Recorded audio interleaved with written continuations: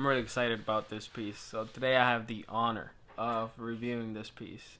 This is the Civivi RUSTIC GENT. It is a really cool piece and I can't wait to start reviewing. So let's just get down on the desk and start reviewing it. Wait, no, that's not my line. Anywho, today we're reviewing the Civivi RUSTIC GENT. It is a piece I'm really excited about. The one that I have is the black micarta and black carbon fiber piece.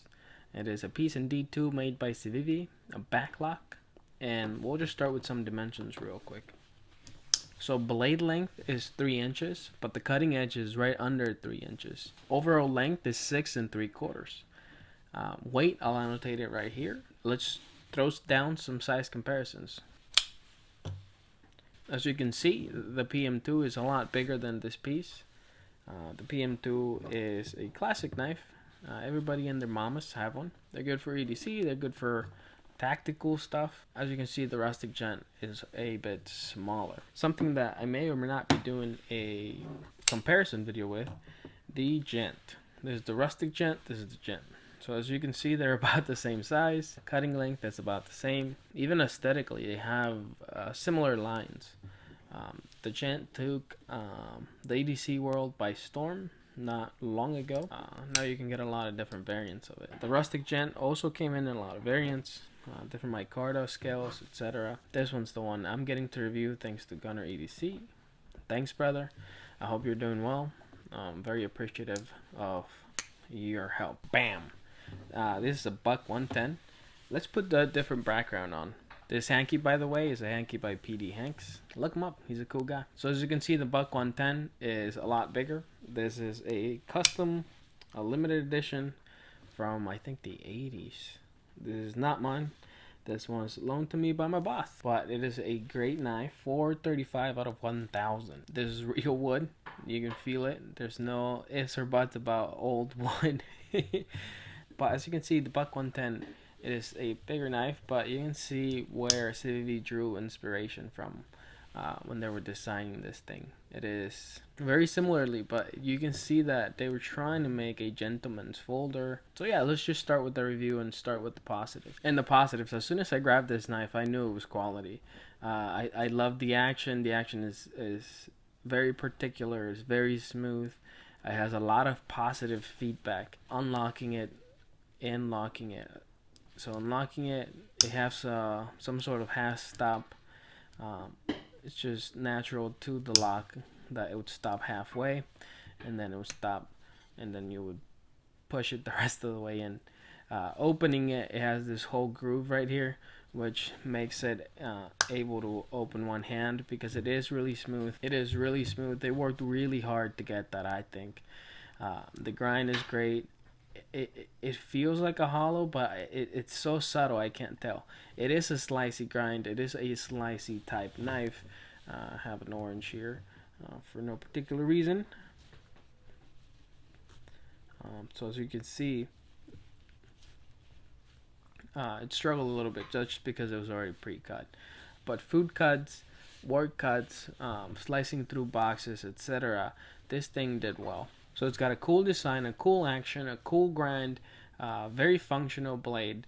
The other thing I noticed very much about this blade is the fit and finish. So you have micarta all the way up to carbon fiber, and as you can see, there's no freaking gap. You can barely feel a little bit of a line there, but there is no freaking gap. All the screws are recessed very nicely. The micarta is a little bit curved, aka contoured.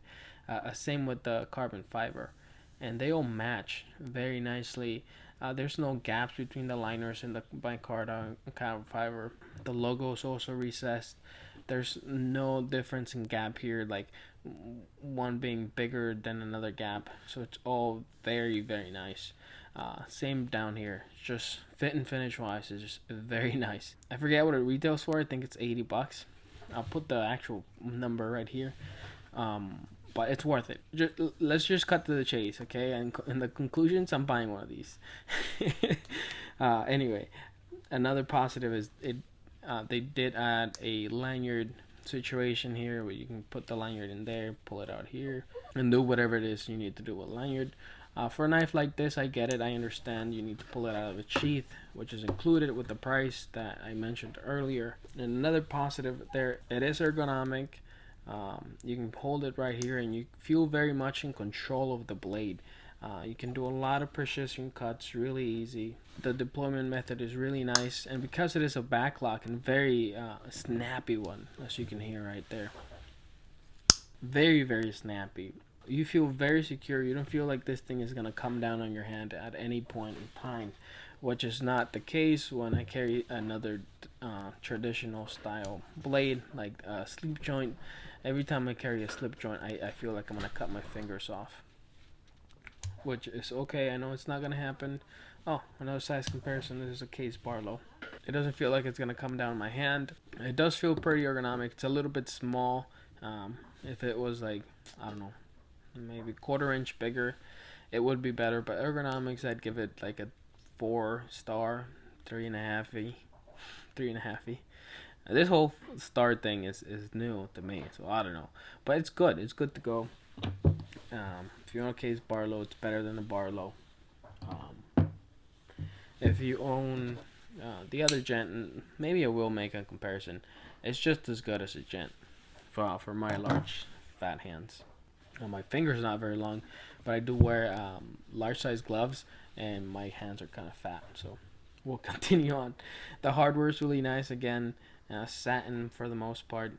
Very classy, very nice. There's a little bit of a swedge, which is, again, they add detail that they didn't have to, but they did it anyway, and it came out nice. The other positive is you can get a lot of colors: green micarta, natural micarta, black micarta. My buddy Gunner went with black micarta, which looks really nice. It looks like a very natural, like a natural grain to it. It also feels extremely nice, and when it does get wet, it does get grippier, which is something really cool about that material. The carbon fiber is not your run-of-the-mill standard carbon fiber. It's really nice, as you can see. I don't know what to call it per se. And then you have all the good stuff about a backlock. Like in a backlock, it's not gonna slip off. On a backlock, it's very secure. On a backlock, you're sure when that thing is locked. Now we'll go for the negatives. Not too many of them. In the negatives, it doesn't have a pocket clip. You have a pocket slippy, which I guess a pocket slippy is a positive if you don't have a pocket clip. But I would really would rather have a pocket clip. The slippy works well, and the clip on it works well. It's good for free slippy. I don't know if they make Rustic Gent 2. I would like the same knife-ish, but with a pocket clip. That's just me. It might be different with you. Again, it's not a deal breaker. I'm buying one of these. The other thing about this knife is there's no like stop for your finger. Like, I'm getting used to it with the smaller knives. Like, if you hold this here, there's this thing that holds your finger back, and here you have this curve here that holds your finger, and with the PM2 you have this here. I'm getting used to knives having a finger guard per se, and this one is just a straight curve. I'm not doing a lot of stabbing at work or in general life, but if I did, I'd like to have some confidence. Again, micarta is grippy, and the ergos are nice, so it's not a deal breaker, but it's just something I feel I should mention. The other negative is that you can close it one hand if you're careful. But if you don't do it carefully, you can put your nail down here. But if you don't do it carefully, the blade falls all the way. So it's difficult to do on the camera. This knife did bite me once. There's the thingy. When I was closing it, I thought it would always stop at the half stop right there, but it didn't. It went all the way, and it bit me. Not a big deal. They're knives. They're gonna cut you sometime. But yeah, you can close this one hand if you need to, but it's more of a two hand type closing action, which is again is a good action. I'm just so used to modern folders being one hand closable. those were the negatives, not nothing, not a deal breaker. So in conclusion, I'm more of an everyday carry type guy. I'm more of a knife that I can open close one hand, I can fidget with, etc., etc. Kind of like a PM2. It's kind of my go-to, which is a bigger knife, more ergonomic knife.